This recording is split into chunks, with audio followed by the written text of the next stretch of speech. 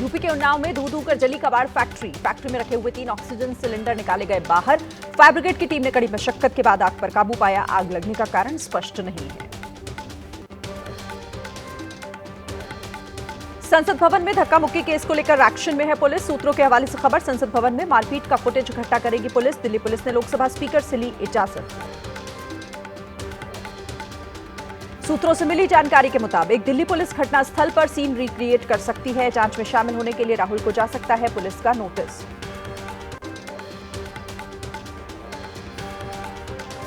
महाराष्ट्र के परभणी पहुंचे लोकसभा में नेता प्रतिपक्ष राहुल गांधी। मृतक सोमनाथ सूर्यवंशी के परिजनों से मुलाकात की। पुलिस हिरासत में सोमनाथ की मौत का दावा। राहुल के परभणी दौरे को मुख्तार अब्बास नकवी ने बताया सिर्फ वो पॉलिटिकल टूरिज्म। कहा जो संविधान की बात करते हैं और संविधान को ही सबसे ज्यादा नुकसान पहुंचाते हैं। कोलकाता में गृह मंत्री अमित शाह से के खिलाफ टीएमसी कार्यकर्ताओं का हल्ला बोल। रैली निकालकर गृह मंत्री का इस्तीफा मांगा। दिल्ली में आम आदमी पार्टी के खिलाफ बीजेपी के आरोप पत्र जारी किया है। अनुराग ठाकुर ने विमोचन किया। आरोप पत्र का नाम दिया गया चार्जशीट। मंच पर दिल्ली बीजेपी के अध्यक्ष वीरेंद्र सचदेवा समेत कई बड़े नेता मौजूद रहे। बीजेपी सांसद अनुराग ठाकुर बोले दिल्ली में पूर्वांचलियों से केजरीवाल ने किया भेदभाव। दिल्ली को बनाया भ्रष्टाचार की प्रयोगशाला। दिल्ली में नकली दवाइयों से हुई लोगों की मौत। पूछा यमुना में डुबकी कब लगाएंगे केजरीवाल। अरविंद केजरीवाल ने दिल्ली के किदवई नगर में महिला सम्मान योजना के लिए पंजीकरण की शुरुआत की। अपने हाथों से किया पहला रजिस्ट्रेशन। इस मौके पर उनके साथ दिल्ली के मुख्यमंत्री आतिशी भी साथ रहीं। अब पार्टी के नेता अलग अलग इलाकों में जाकर करेंगे रजिस्ट्रेशन। दिल्ली सरकार पर बीजेपी के आरोपों का केजरीवाल ने जवाब दिया। कहा केवल झूठ बोलते हैं बीजेपी के नेता। मैंने दिल्ली में बिजली पानी सब फ्री किया। केवल गालियां देने से काम नहीं चलेगा। महिला सम्मान योजना को लेकर कांग्रेस के नेता संदीप दीक्षित का केजरीवाल से सवाल। पूछा योजना पर 32,000 करोड़ रुपए के करीब सालाना खर्च होंगे। केजरीवाल कहां से लाएंगे इतनी राशि। योजनाएं केवल जनता को झांसा देने के लिए है। प्रधानमंत्री नरेंद्र मोदी ने 71,000 से ज्यादा युवाओं को बांटे नियुक्ति पत्र। सरकारी विभाग और संगठनों से युवाओं को मिली नौकरी। पीएम मोदी बोले बीते 1.5 साल में 10 लाख युवाओं को सरकारी नौकरी देकर रिकॉर्ड बनाया। महाराष्ट्र के सीएम देवेंद्र फडणवीस से छगन भुजबल ने मुलाकात की। प्रेस कॉन्फ्रेंस कर बोले सीएम फडणवीस ने कहा कि किसी भी परिस्थिति में ओबीसी समाज का नुकसान न हो इसका हमें ख्याल रखना होगा। महायुति को ओबीसी समाज ने दिया है आशीर्वाद। प्रयागराज दौरे पर सीएम योगी आदित्यनाथ दशाश्वमेध घाट पर पूजा में हुए शामिल। गंगा की आरती उतारी। महाकुंभ की तैयारियों का जायजा लिया। 13 जनवरी से हो रहा है महाकुंभ। महाकुंभ की तैयारियों का जायजा लेने के बाद बोले सीएम योगी युद्ध स्तर पर चल रही है महाकुंभ की तैयारियां। 13 अखाड़े समेत 20,000 से ज्यादा संतों और संगठनों को रजिस्ट्रेशन कर जोड़ा गया है। महाकुंभ में सुरक्षा व्यवस्था को लेकर यूपी पुलिस का बड़ा दावा। 7 स्तरीय होगी सुरक्षा व्यवस्था। सीसीटीवी कैमरे के जरिए निगरानी समेत सोशल मीडिया प्लेटफॉर्म पर होगी पुलिस की नजर। इस साल संगम नगरी में 40 से 50 करोड़ लोगों के पहुंचने का अनुमान है। प्रयागराज के महाकुंभ क्षेत्र में बनाया गया आध्यात्मिक पार्क। भारत के नक्शे के भीतर दर्शाए गए देश के सभी प्रमुख मंदिर और 12 ज्योतिर्लिंग बनाने में हुआ स्क्रैप का इस्तेमाल। महाकुंभ में महानिर्वाणी अखाड़ा की धर्म ध्वजा स्थापित। वैदिक मंत्रोच्चार के बाद हुई स्थापना। अखाड़े ने करीब 78 फीट लंबी धर्म ध्वजा की स्थापना की। कथावाचक देवकीनंदन ठाकुर ने महाकुंभ में गैर सनातनियों के प्रवेश पर पूरी तरह रोक लगाए जाने की मांग की। एबीपी न्यूज से खास बातचीत में कहा हम मक्का जाने की बात नहीं करते तो वो प्रयागराज के महाकुंभ में क्यों आएंगे। यूपी के संभल के बाबा क्षेम धाम में मिला प्राचीन कुआं। मंदिर के परिसर में मिले कुएं में 12 फीट की गहराई में पानी भी दिखा। मंदिर प्रशासन ने ढके कुएं को खोजा। गाजियाबाद के मोदीनगर इलाके में 100 साल पुराना शिवलिंग। साफ सफाई के बाद हिंदू युवा वाहिनी के सदस्यों ने शिवलिंग पर किया जलाभिषेक। पीर की बाउंड्री के अंदर मिले शिवलिंग के लिए अलग से रास्ता देने की मांग की। चंदौसी में बावड़ी की खुदाई जारी। खुदाई के दौरान आज मिले 2 नए गलियारे। कल खुदाई के दौरान एक गलियारा मिला था। अब तक 3 गलियारे खुदाई में मिल चुके हैं। प्राचीन बावड़ी को नुकसान न हो इसीलिए जेसीबी से नहीं की जा रही है खुदाई। फावड़े से नगर पालिका के कर्मचारी हटा रहे हैं मिट्टी। खुदाई में और भी कई निशान मिलने का है अनुमान। संभल जिले के चंदौसी तहसील में शनिवार से जारी खुदाई में मिले कुएं और प्राचीन इमारत के अवशेष। 5 फीट तक की खुदाई के बाद मिला है बावड़ी का पूरा परिसर। भीतर से किसी प्राचीन इमारत के कमरे जैसी दिखती है बावड़ी। अब तक 4 दरवाजे मिले हैं। मूर्तियों को रखने के लिए आले बने हैं। स्थानीय लोगों के मुताबिक 160 साल से ज्यादा पुरानी है ये बावड़ी। मुजफ्फरनगर में 54 साल पुराने मिले शिव मंदिर का शुद्धिकरण। मुस्लिम बहुल इलाके में मौजूद है ये मंदिर। मंदिर के आसपास भारी संख्या में पुलिस के जवान तैनात किए गए। मुजफ्फरनगर में दिखी कौमी एकता। 54 साल पुराने मुजफ्फरनगर में मिले शिव मंदिर में पूजा अर्चना करने पहुंचे स्वामी यशवीर जी महाराज। मुस्लिम समाज के लोगों ने अपने घर की छत से की फूलों की बारिश। आज से करीब 1.5 दशक पहले संभल के प्राचीन बांके बिहारी मंदिर में तोड़फोड़ का दावा। 2010 के मई महीने में तोड़फोड़ करने का आरोप। शनिवार को प्रशासन ने की मंदिर की शिनाख्त।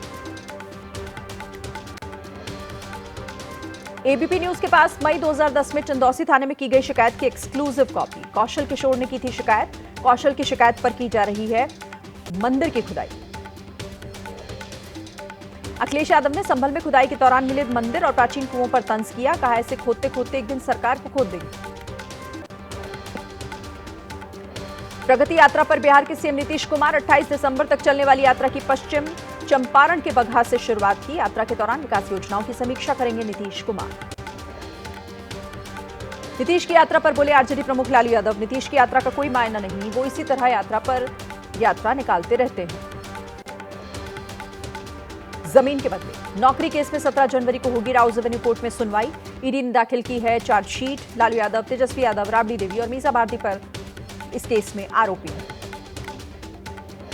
एआईएमआईएम प्रमुख असदुद्दीन ओवैसी को यूपी के बरेली की कोर्ट ने जारी किया नोटिस। 7 जनवरी को कोर्ट में पेश होने का आदेश दिया। ओवैसी ने संसद में लगाया था जय फिलिस्तीन का नारा। इसी नारे को लेकर दर्ज हुआ है केस। दिल्ली हाईकोर्ट से पूर्व आईएएस पूजा खेडकर को लगा बड़ा झटका। हाईकोर्ट ने पूजा की अग्रिम जमानत याचिका को खारिज किया। पूजा की भर्ती के दौरान बड़ी गड़बड़ी की तरफ कोर्ट ने इशारा किया। कहा साजिश का खुलासा करने के लिए पूजा खेडकर से पूछताछ जरूरी है। पंजाब की गुरदासपुर पुलिस चौकी पर ग्रेनेड अटैक के आतंकियों को यूपी के पीलीभीत में ढेर किया गया। यूपी और पंजाब पुलिस के संयुक्त ऑपरेशन में मारे गए तीनों आतंकी। मौके से 2 AK-47 बरामद की गई। आतंकी गुरविंदर सिंह, वीरेंद्र सिंह और जसनप्रीत ने 18 दिसंबर को किया था पुलिस चौकी पर अटैक। आतंकियों के पास से 2 पिस्टल समेत बड़ी संख्या में कारतूस बरामद हुए। पुलिस चौकी पर ग्रेनेड अटैक के आरोपियों को लेकर पंजाब के डीजीपी गौरव यादव का बयान। खालिस्तानी फोर्स से जुड़े थे तीनों। पाकिस्तान में बैठे रणजीत सिंह के इशारों पर कर रहे थे काम। टेरर मॉड्यूल की गहनता से जांच हो रही है। इंदौर में आय से अधिक संपत्ति के मामले में सहायक प्रबंधक कनीराम मंडलोई के घर लोकायुक्त ने रेड डाली। छापे में मिली 2.5 करोड़ से ज्यादा की संपत्ति। आदिम जाति मर्यादित सहकारी संस्था पीथमपुर में पदस्थ हैं कनीराम मंडलोई। लोकायुक्त छापे के बाद पूर्व आरटीओ सिपाही सौरभ शर्मा की मुश्किलें बढ़ी। सौरभ पर प्रवर्तन निदेशालय ने दर्ज किया केस। मनी लॉन्ड्रिंग के तहत दर्ज किया गया है मामला। छापे में सौरभ की कार से मिले थे 52 किलो सोने के बिस्किट। भोपाल में आरटीओ के पूर्व कांस्टेबल सौरभ शर्मा से जुड़ा बड़ा खुलासा। एनजीओ की जमीन पर स्कूल बना रहा सौरभ शर्मा, मां को चेयरमैन, पत्नी को डायरेक्टर। छापा पड़ते ही काम रोका गया। कस्टम विभाग ने दिल्ली एयरपोर्ट पर रियाद से भारत लौटे यात्री को गिरफ्तार किया। उसके पास से 467 ग्राम सोना बरामद सोने की कीमत करीब 35 लाख। महाराष्ट्र के भिवंडी के कोनगांव से 4 बांग्लादेशी नागरिकों को गिरफ्तार किया गया। इलाके के साई अपार्टमेंट और धर्म निवास में अवैध रूप से रह रहे थे चारों बांग्लादेशी नागरिक। 40,000 रुपए भी पुलिस ने बरामद किए। लखनऊ के चिन्हट इलाके में पुलिस और बदमाशों के बीच हुई मुठभेड़। बैंक में चोरी करने का आरोपी अरविंद कुमार पुलिस की गोली से घायल हो गया। अरविंद के 2 साथी भी पकड़े गए। आरोपियों के पास से 3 लाख कैश और कुछ जेवर बरामद हुए। कल लखनऊ के चिन्हट में इंडियन ओवरसीज बैंक की ब्रांच में दीवार काटकर चोरों ने लॉकर तोड़ डाला। कीमती जेवरात और दस्तावेज चुरा ले गए। हरियाणा के पंचकूला में रेस्टोरेंट में चल रही जन्मदिन पार्टी के दौरान हुई गोलीबारी। फायरिंग में एक युवती समेत 2 युवकों की मौत हो गई। पुरानी रंजिश के चलते हत्या की आशंका। खनौरी बॉर्डर पर किसान नेता जगजीत सिंह डल्लेवाल का आमरण अनशन जारी। डल्लेवाल के आमरण अनशन का आज 28वां दिन है। बिगड़ती सेहत बना चिंता का विषय। किसान नेता जगजीत सिंह ढालीवाल से सेहत का हाल जानने खनौरी बॉर्डर पहुंची पटियाला की डिप्टी कमिश्नर प्रीति यादव। मुलाकात के बाद कहा, डल्लेवाल जी की सेहत की 24 घंटे मेडिकल टीम कर रही है निगरानी। दिल्ली एनसीआर में हल्की बारिश के बाद ठंड बढ़ गई। कोहरे के चलते ट्रैफिक की रफ्तार भी हुई धीमी। जम्मू कश्मीर में कड़ाके की ठंड का सिलसिला जारी। श्रीनगर की मशहूर डल लेक में जमी बर्फ पारा -8.5 डिग्री सेल्सियस तक लुढ़क गया। उत्तराखंड की चकराता में हुई जबरदस्त बर्फबारी के चलते तापमान में दर्ज की गई भारी गिरावट। स्नोफॉल से सैलानियों के चेहरे खिले तो वहीं बुजुर्गों के लिए मुसीबत बनी ठंड। शिमला में सही साबित हुई मौसम विभाग की भविष्यवाणी। आज से फिर शुरू हुई हल्की बर्फबारी, ऊंची चोटियों पर हो रहा है स्नोफॉल।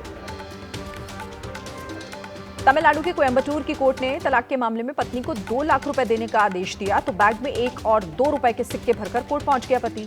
80,000 रुपए किए जमा।